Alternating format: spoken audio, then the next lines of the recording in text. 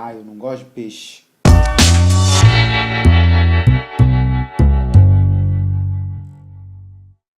Olá pessoal, eu tô de volta e o nosso tópico especial de hoje é sobre o diagrama de Ishikawa. Bom, essa ferramenta pode ser também chamada de causa e efeito ou espinha de peixe, devido à sua aparência semelhante a uma espinha de peixe. O diagrama de Ishikawa ele faz parte de um grupo de ferramentas muito especiais chamada as 7 ferramentas da qualidade, tá? E vejam bem, o diagrama de Ishikawa ele tem por objetivo a manutenção e o aprimoramento da qualidade de produtos, processos e também de serviços. Com essa finalidade, essa ferramenta identifica quais são as causas de um determinado problema e, dessa forma, essas causas podem ser tratadas da forma mais rápida possível. Which coast? I've never seen the Pacific. Com essa ferramenta, os envolvidos na investigação das causas e também na resolução de um problema podem ter uma visão muito mais clara e objetiva de quais são as causas de um determinado problema. Agora que você já sabe a teoria, vamos dar uma olhada no exemplo? Bom, no diagrama de Ishikawa, nós temos que primeiro definir qual é o nosso problema, né? E no caso desse exemplo que eu estou colocando para vocês, o nosso problema é a tinta não fixa na parede. Bom, imagina que o proprietário de um determinado imóvel contratou um pintor para fazer a pintura das paredes e depois que o serviço foi executado, ele verificou que a tinta não estava fixando na parede. Então, nós colocamos aqui este problema. Então, a partir da cabeça do nosso peixe, nós traçamos uma linha horizontal, tá? E a partir dessa linha horizontal nós traçamos outras 6 linhas. Na extremidade de cada uma dessas 6 linhas nós temos uma categoria. No caso aqui nós temos a categoria mão de obra, né? Como vocês podem ver na parte inferior, método, medida, máquina aqui na parte superior, meio ambiente e material, tá? Essas categorias possuem em comum a letra M, né? E essa metodologia de nomes para as categorias é justamente definido com o nome 6Ms, tá? Não obrigatoriamente você precisa dividir as suas categorias utilizando essa metodologia.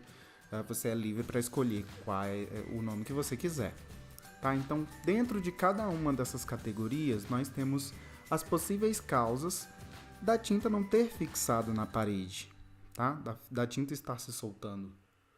Nesse caso, por exemplo, para material, eu não vou entrar em todas as categorias, porque vai ficar longo o vídeo.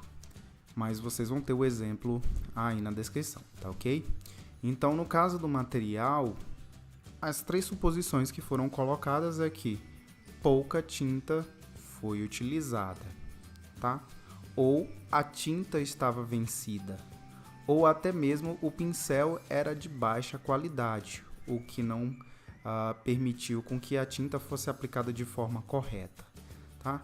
E assim nós temos para todas as outras categorias. As causas colocadas aqui, as possíveis causas, eu coloquei apenas 3, mas elas podem ser mais ou até mesmo menos, tá ok?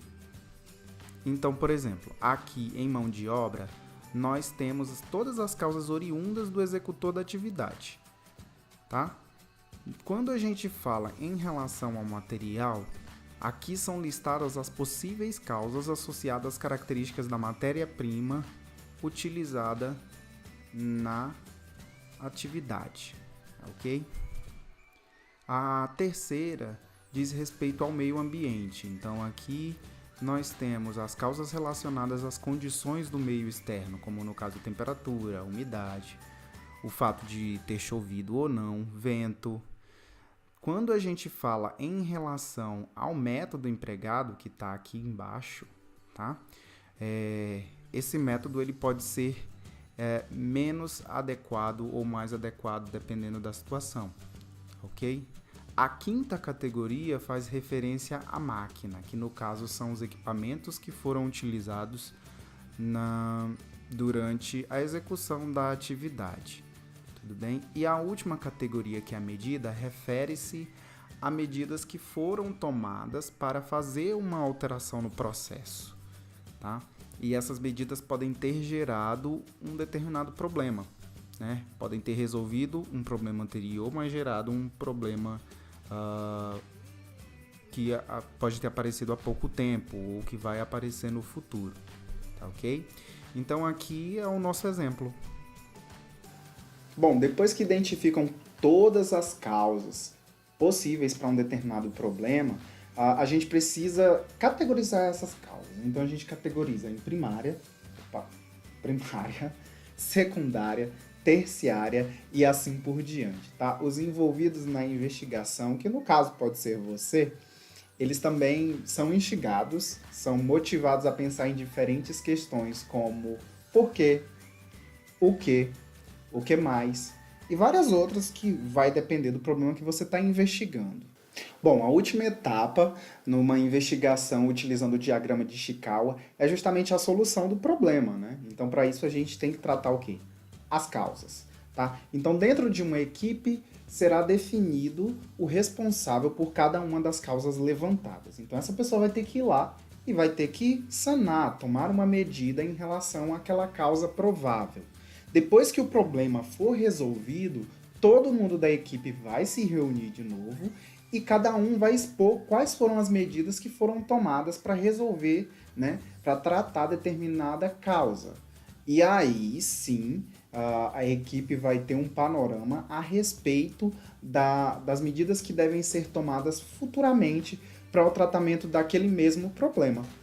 Bom, então é isso, pessoal. Eu espero que vocês tenham gostado da explicação sobre o diagrama de Ishikawa. Se você ainda não curtiu esse vídeo, aproveita para curtir, aproveita para se inscrever e também compartilhar. Assina também as notificações para você poder receber os próximos vídeos.